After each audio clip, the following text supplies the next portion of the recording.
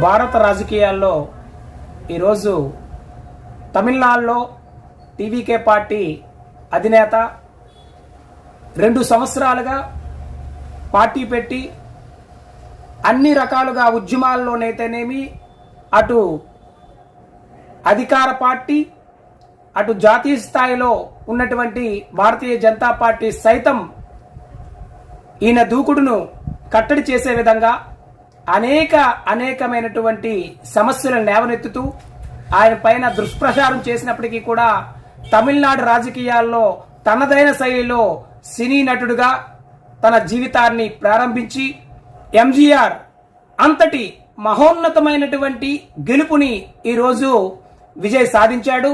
మరి అలాగే ఆంధ్ర రాష్ట్రంలో చూసుకున్నట్లయితే డైరెక్ట్ గా సినీ రంగం నుంచి అరగేట్రం చేసినటువంటి ఎన్టీఆర్ ఏ రకంగా అయితే పార్టీ విజయం సాధించి ముఖ్యమంత్రి కుర్చీలో పీఠం ఎక్కారో ఈరోజు విజయ్ గారు కూడా ఆ రకంగా ముఖ్యమంత్రి పీఠం విజయ్ ఎక్కడం ప్రతి ఒక్క తెలుగు రాష్ట్రాల్లోనే కాదు యావత్ భారతదేశంలో ఒక చర్చనీయాంశంగా మారింది.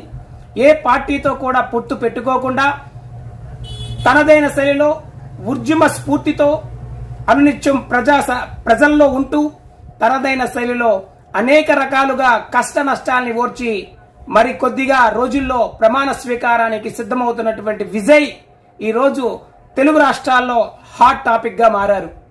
మరి ఈ నేపథ్యంలో అనేక ఊహాగానాలు మరి అటు పవన్ కళ్యాణ్ ను ఈ రకంగా మంచి క్రేజ్ ఉన్నటువంటి పవన్ కళ్యాణ్ తెలుగు చిత్ర పరిశ్రమలో ఒక మంచి స్థానం ఉన్నటువంటి పవన్ కళ్యాణ్ ఈ రకంగా ఎందుకు సీఎం కాలేకపోతున్నారు, అతను ఒంటరిగా పోటీ కాకుండా కూటమి ఏర్పాటు చేసుకొని పోటీ చేసి ఆయనకున్నటువంటి ఇమేజ్ ని ఎందుకు తగ్గించుకుంటున్నారని సొంత పార్టీ జనసేనలోనే అనేక ప్రశ్నలు ఉద్భవిస్తున్నాయి. తిరుగుబాటు ధోరణి కూడా చాలా మంది చూపిస్తున్నారు.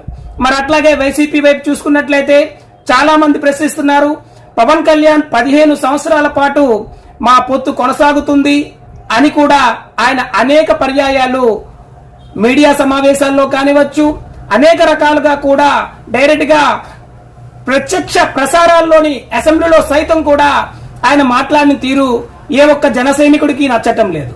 ఈ నేపథ్యంలో మరొక కోణంలో చూసినట్లయితే జూనియర్ ఎన్టీఆర్ అలాగే అల్లు అర్జున్ ఈ ఇద్దరు కూడా సినీ పరిశ్రమలో దిగ్గజాలుగా నేటి తరానికి యువత ఆదర్శంగా వీళ్ళిద్దరిని కూడా ప్రతి ఒక్కరు ట్రోల్ చేయడం జరుగుతుంది.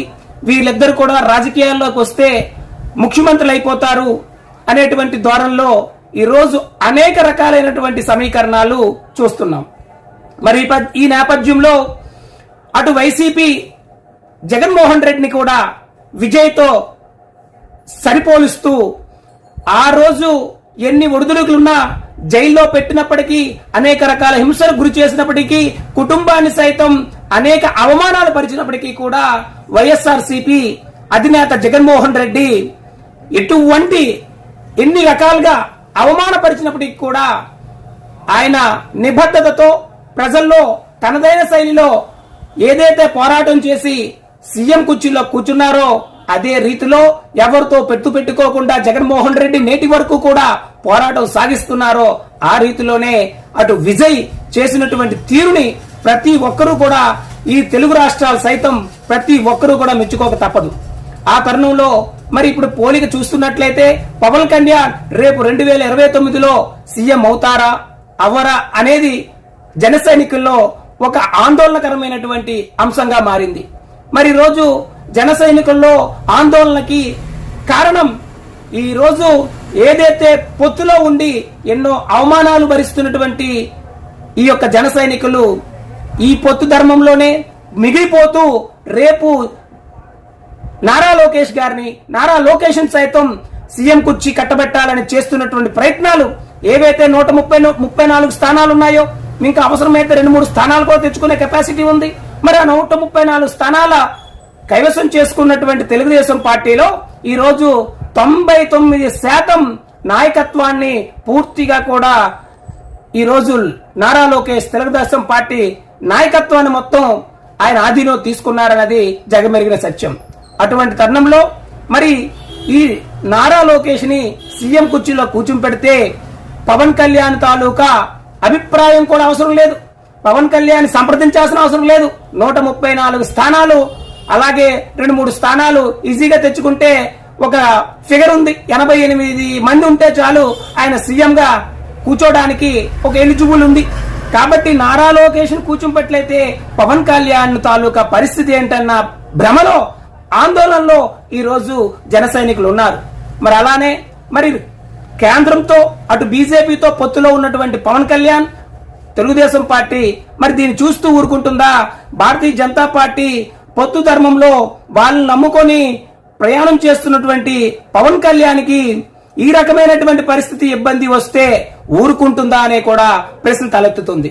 మరి ఈ నేపథ్యంలో మరి పవన్ కళ్యాణ్ ని సీఎం చేసేదాకా భారతీయ జనతా పార్టీ పొత్తు వీడకుండా పవన్ కళ్యాణ్ ఉంటారా, టీడీపీ పార్టీతో పొత్తు వీడకుండా పవన్ కళ్యాణ్ ఉంటారా అన్నది వేచి చూడాల్సిన అంశం. మరి ఈ తరుణంలో విజయ్ తో చేసుకున్నటువంటి పోలికని ఈరోజు జగన్మోహన్ రెడ్డిని మరింత మైలేజ్, మరింత ఇమేజ్ ఆంధ్ర రాష్ట్రంలో వచ్చిందని చెప్పొచ్చు. ఎందుకంటే అటు సోషల్ మీడియాలో గాని ఏ రకంగా చూసుకున్నా కూడా, అటు నేషనల్ ఛానల్స్ లో కూడా జగన్ ని ఒక అల్టిమేటంగా విజయ్ తో పోలుస్తూ ఈ రోజు చూపిస్తున్నటువంటి ప్రతి ఒక్క దాంట్లో కూడా జగన్ ఏ రకంగా అయితే ముందుకు వెళ్లారో ఆ రకంగా విజయ్ కూడా ముందుకు వెళ్తూ అతను ఒక్క పార్టీతో కూడా పొత్తు పెట్టుకోకుండా ఈ రోజు కావలసినటువంటి సుమారు 107 స్థానాలు, మరి అలానే 112 స్థానాల వరకు ఇప్పుడు కైవసం చేసుకున్నారు.